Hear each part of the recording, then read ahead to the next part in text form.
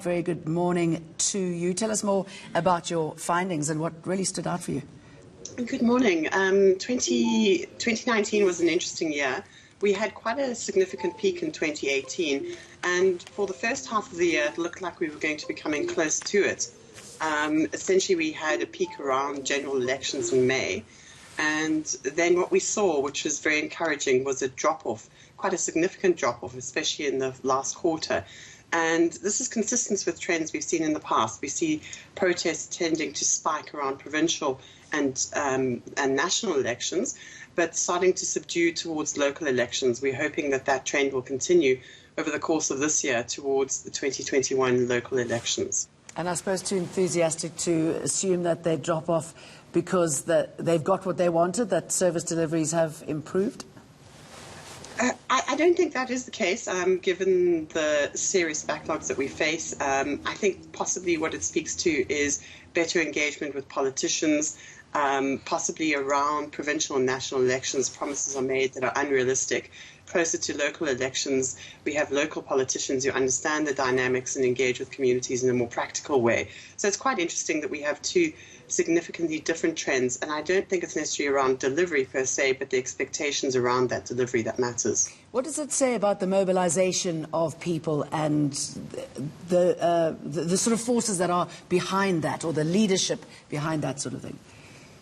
It's interesting with service delivery protests. There's always the thought that there's some third force or some instigation of protests. And often when you look at local dynamics, there can be a disgruntled formal councillor, there can be those sorts of dynamics. But what we find is that almost always there are very valid service delivery grievances. So the factor that matters is really the catalyst of underlying and very valid grievances and concerns. And there has been an increase in Limpopo, I see. Why?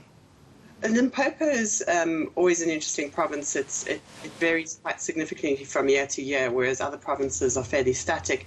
The main issue in Limpopo tends to be around water. It is a very water-scarce province, and there do seem to be some significant concerns, especially in summer months in that province. Would you say that this reflects trends that we've seen before, in between elections?